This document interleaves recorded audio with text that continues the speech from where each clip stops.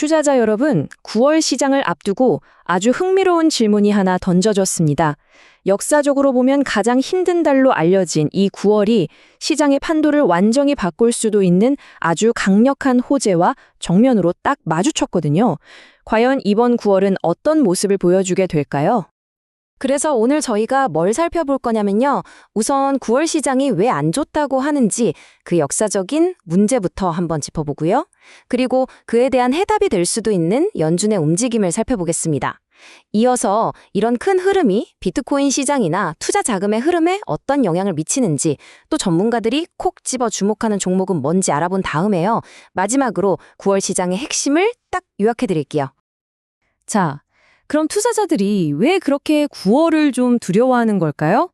그 답은 바로 데이터 속에 아주 명확하게 나타나 있습니다. 같이 한번 보시죠.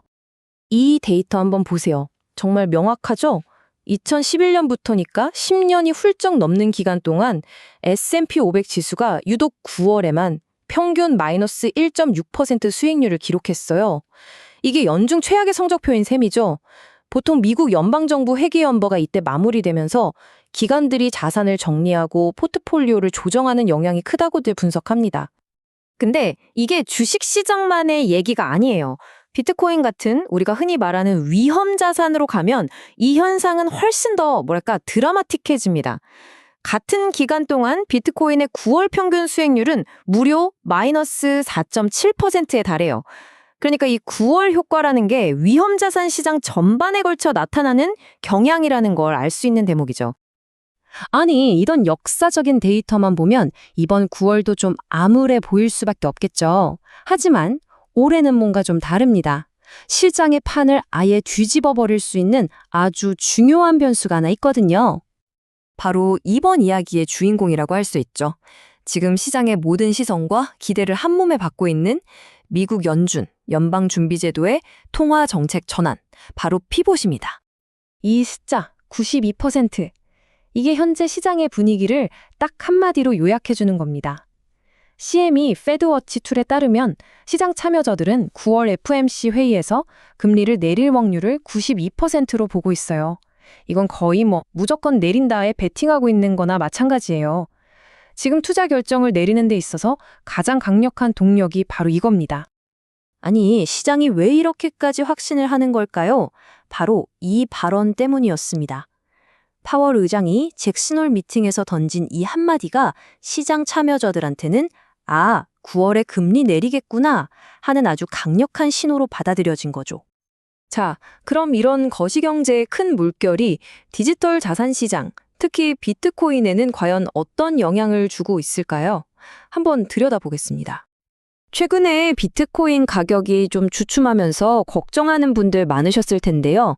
근데 재밌는 건 많은 분석가들이 이걸 근본적인 문제, 그러니까 펀더멘털의 붕괴가 아니라고 보고 있다는 겁니다. 오히려 앞에서 봤던 그 9월 효과 때문에 나타나는 일시적인 계절적 현상으로 보는 시각이 많아요. 가격표 뒤에 숨겨진 데이터를 보면 다른 이야기가 보인다는 거죠. 그 근거 중 하나가 바로 이 해시레이트입니다. 해시레이트라는 게 뭐냐면 쉽게 말해서 비트코인 네트워크가 얼마나 튼튼하게 돌아가고 있는지를 보여주는 체력 같은 거예요. 그런데 가격이 좀 내려가는데도 불구하고 이 해시레이트는 여전히 아주 견고한 상승세를 유지하고 있습니다. 이건 채굴자들이 여전히 이 네트워크의 미래를 밝게 보고 있다는 신호고요. 잠재적으로 가격을 방어해주는 역할을 할 수 있습니다. 자, 그럼 다시 주식시장으로 한번 돌아와 볼까요? 지금 큰 손들, 그러니까 기관 투자자들은 앞으로 다가올 금리 인하에 대비해서 돈을 어디로 옮기고 있을까요? 그 돈의 흐름을 한번 따라가 보겠습니다. 이거 정말 흥미로운 대목입니다. 보시면 최근에 펀드 자금이 경기 소비재 섹터로 가장 강하게 쏠리고 있어요. 이 섹터가 뭐냐면요. 금리가 낮아져서 사람들 주머니 사정이 좀 나아질 때 가장 먼저 수혜를 보는 그런 업종들이 모여 있는 곳이거든요.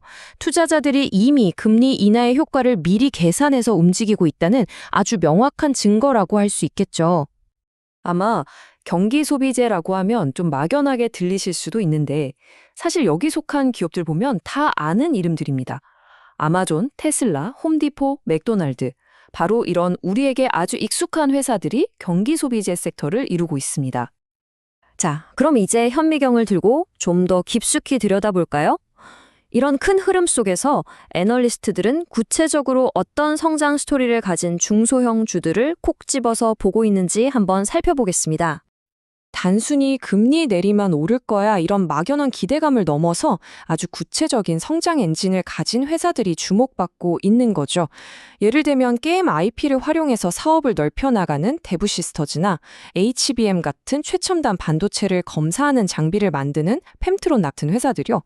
또 환경 규제가 강화되면서 수요가 늘어나는 친환경 선박 부품의 한라 IMS, AI 시대에 꼭 필요한 데이터 센터 부품을 만드는 나노 같은 기업들도 그런 예라고 할 수 있습니다.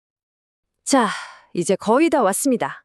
지금까지 나온 이야기들을 쫙 모아서 9월 시장을 앞둔 투자자들이 딱 마주한 이 힘겨루기 구도를 한번 정리해 보겠습니다. 지금 시장은요, 마치 거대한 두 힘이 팽팽하게 줄다리기를 하는 모습이에요. 한쪽에서는 역사적으로 9월은 안 좋았잖아. 유럽도 불안하고 지정학적 리스크도 있어 하면서 줄을 당기고 있고요. 반대쪽에서는 아니야, 연준이 금리 내린다잖아. 돈이 이미 경기 민감주로 움직이고 있어 하면서 AI 같은 강력한 성장 스토리를 믿고 맞서고 있는 거죠. 그래서 핵심 포인트는 바로 이겁니다. 시장이 지금 갈림길에 서 있는 거예요. 과거의 데이터, 그러니까 계절성이라는 익숙한 지도를 따를 것이냐, 아니면 미래의 큰 변화, 즉 연준의 정책 전환이라는 새로운 내비게이션을 켤 것이냐. 바로 이 선택의 기로에 놓여 있는 겁니다. 결국 이번 9월 시장의 방향은 이 질문 하나로 모아집니다.